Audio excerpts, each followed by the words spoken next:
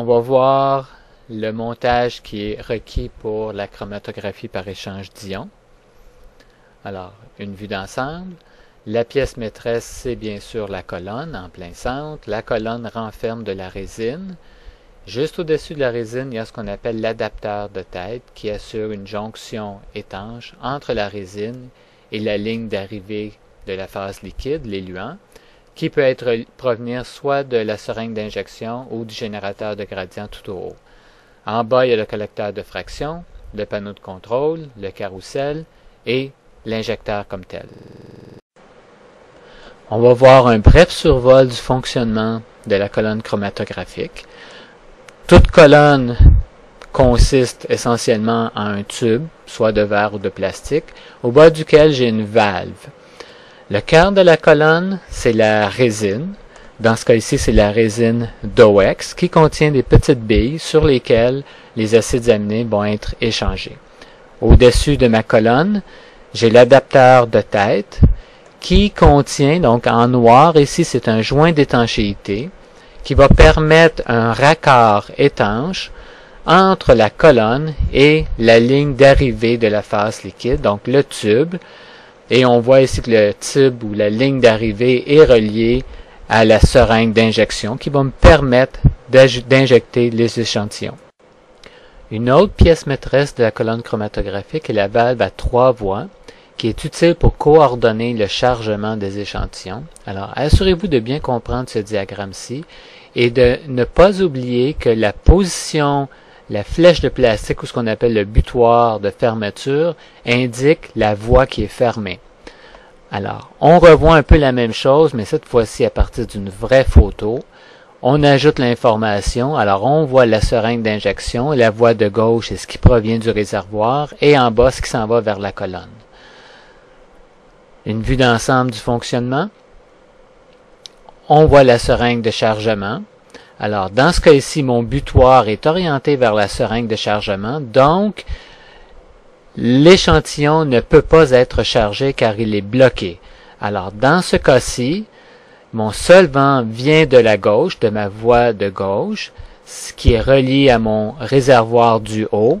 Et par gravité, mon éluant va passer vers le bas, vers la colonne. On va maintenant discuter de la préparation du générateur de gradient.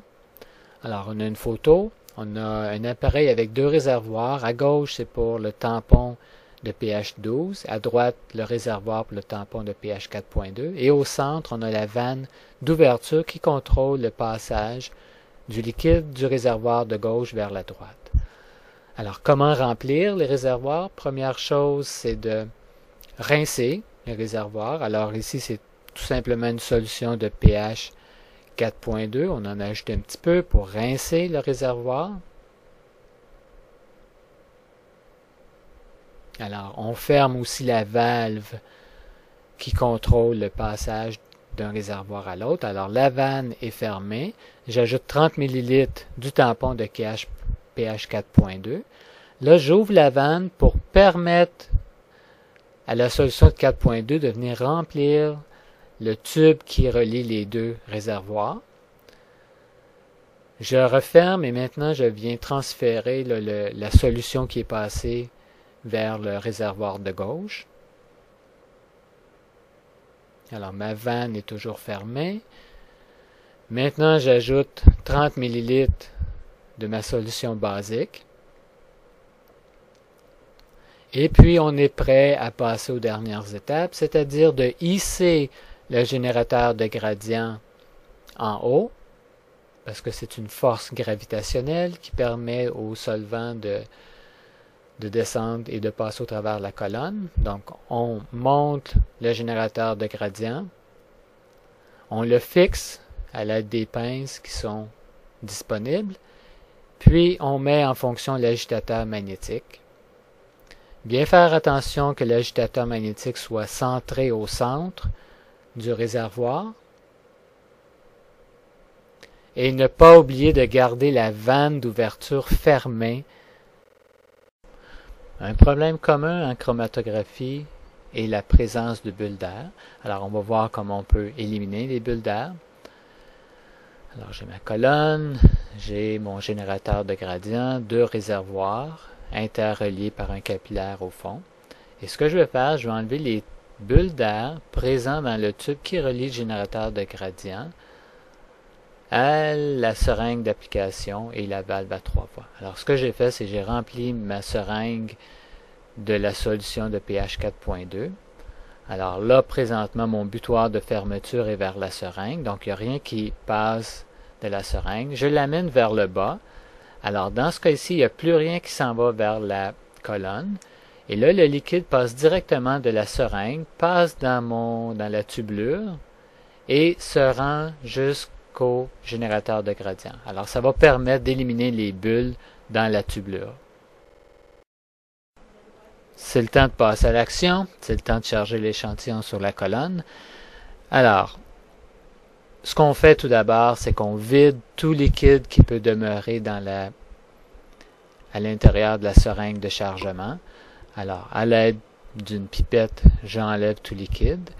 Notez que mon butoir de fermeture de la valve à 3 voies est situé vers la seringue. Donc, il n'y a rien qui peut passer là, qui provient de la seringue. J'ai mon échantillon, assurez-vous de bien le mélanger. Donc, l'échantillon a été congelé, ça se pourrait qu'il soit hétérogène, donc on le mélange comme il faut et on vient le décanter. Et voilà, l'échantillon est chargé. Alors maintenant, il faut s'assurer que l'échantillon soit transféré de la seringue vers la colonne. Alors j'ai mon butoir de fermeture orienté vers la seringue, il n'y a rien qui peut s'écouler de la seringue. Alors là, je le mets vers la gauche pour bloquer la ligne provenant du générateur de gradient. Alors là, ça passe directement de la seringue, ça s'en va vers le bas et ça s'en va sur la colonne. J'ouvre maintenant la valve au bas de la colonne et on voit que maintenant mon échantillon passe de la seringue vers la colonne et on voit le nombre de gouttes qui augmente, confirmant que l'échantillon est chargé. Alors maintenant, on voit que la seringue est presque vide. Alors on va faire un lavage et ce qu'on fait tout d'abord, c'est qu'on vient fermer la valve principale au bas de la colonne. Donc maintenant, il n'y a plus rien qui peut passer. Et le lavage est nécessaire parce que la tubulure allant de la seringue à la colonne est encore remplie de l'échantillon. Alors on veut s'assurer que tout l'échantillon est chargé sur la colonne. Donc on fait un lavage, on ajoute à peu près 12 ml de la solution de pH 4.2 et on va rouvrir la valve principale pour procéder au lavage.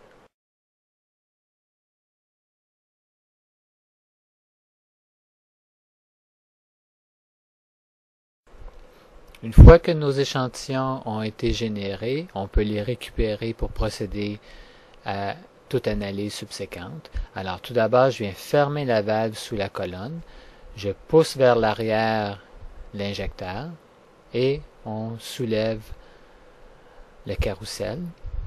Alors quelque chose à garder en tête, c'est que la position des tubes est déjà indiquée sur le carrousel et que ces numéros-là peuvent servir d'identification de vos tubes.